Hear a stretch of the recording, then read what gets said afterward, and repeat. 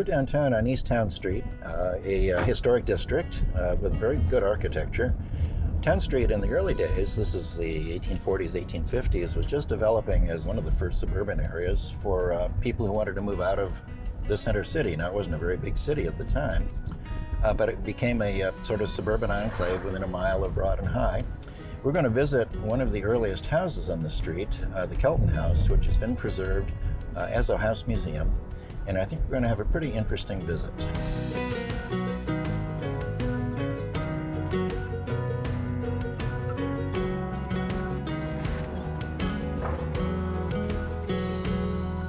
Hi, Kathy. Hi, Jeff. Good to see you again. Nice to see you too. Welcome to the Kelton House. Thank you very much. So this is one of the most historic houses in Columbus, It isn't it? is, absolutely. Tell me the story. When it was built, who built it, who are the Keltons? Well, it was built in 1852 by Fernando Kelton and his wife Sophia. Fernando, that's an unusual name. Isn't it an unusual name? He's from Vermont and she was from Massachusetts. The original house was somewhere near downtown by the Greyhound bus station, and I think Sophia was just tired of living in downtown Columbus. It was noisy and dirty. The dense city of the 1850s. Yes, and she wanted to move out to the country, so this was the country. So maybe a mile east of Capitol Square was still countryside. Absolutely, yeah. And This was later, the last house on, sort of on the block. And then it was just wild country beyond Just that. wild country and Well, animals. things do change, don't Yes, they? they do. Well, it's a wonderful place. It is. Tell me the story of the house. Now, the Kelton family held it until, what, in the 1970s? Oh, yeah, until the very last Kelton lived here, which was Grace Kelton. She died in 1975. And she was a granddaughter of the builder? She was or the something? granddaughter. Okay, because she was fairly elderly when she passed away. Yes, she was. I think in her 90s? Yes, well in her 90s. And, yes. but the house got preserved. Yes, she actually made a stipulation in her will that if they could not save this house, that she wanted it torn down and given the land to be a part to the, to the city. So it could have been torn down, but the Junior League of Columbus stepped forward, is that right? And has the house now and has opened it, well, it's been 40 plus years. Oh, yeah. It's been a house museum all that time. Absolutely, and the Junior League raised $1 million to restore the house and open it up as a house museum. But it has all the original furnishings, I understand. It does. Is that correct? It does. Grace was in interior design, and so a lot of the furniture here was her, ancestors' furniture, as well as hers. She traveled all over the world. Yeah. That's wonderful. Yeah. So it's wonderful to have this beautiful house and have so many original artifacts in it. Well, let's take a further look. I'd love All to see right, more let's of do the that. house.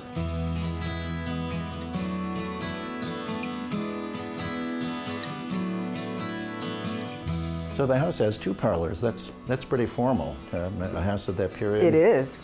It is. So there's a front parlor that we were just in and a back parlor. Yeah, and this back parlor would have been considered like what we call our family room today, because the children would have been here, girls would have been engaged in cross-stitching or crocheting, and the boys would have played with games or had a little chess game. And the front parlor would have been used for more formal things. Special events. Absolutely. What sort of events? Well, one of the events here was a wedding, and it was the wedding of Martha.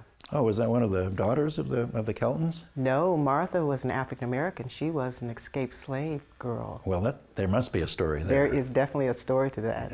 There's more to tell on that, isn't there? Yes, more to tell. Okay. Let's go see. Let's see.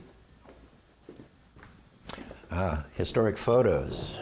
Yes. What are we looking at here? Well, there are Kelton family members in here. This is Sophia. But the person I would like to talk to you about is Martha Hartway. Martha Hartway was 10 years old when she was found hiding outside of the Kelton house and found by Sophia. And Martha was 10 years old, and her sister, Pearl, was 13 years old. Pearl did not stay, but Martha was very young and very frail.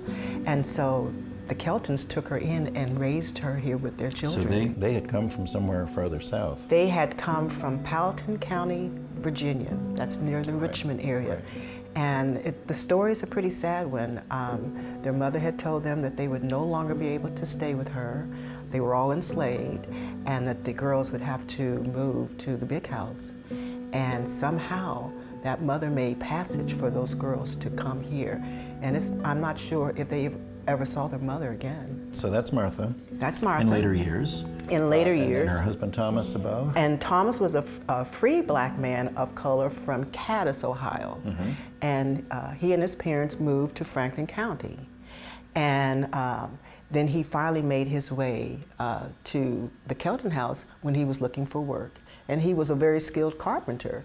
And a lot of the things that you see here in this house in terms of woodwork are things that that was his handiwork. And it is thought that the two of them lived here with the Kelton family for some time until Thomas was able to find a job that made enough money where he could, purchase his own home. So she was treated as though she were a daughter. She wasn't, but she was treated as though she were. And she would probably do some domestic work, I would think, most likely because the Kelton family was very interested in high education. I'm sure that they taught her how to read and how to write. But they lived a long life, and she lived her whole life after, escaping here as a free woman. And, as we commemorate 400 years of the transatlantic slave trade, there's something else I would like for you to see downstairs in the basement. I'm always ready to see something else. All right, I think you're going to enjoy this. Lead the way. All right.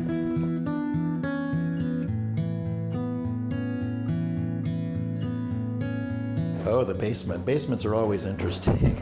I love basements. Yes, a lot of secrets in the basement. Well, Columbus is so lucky to have a place like this. It tells you so much about life at the time, about a prominent family and how they lived their lives, but also an unusual story of taking in an African-American young girl and giving her a future.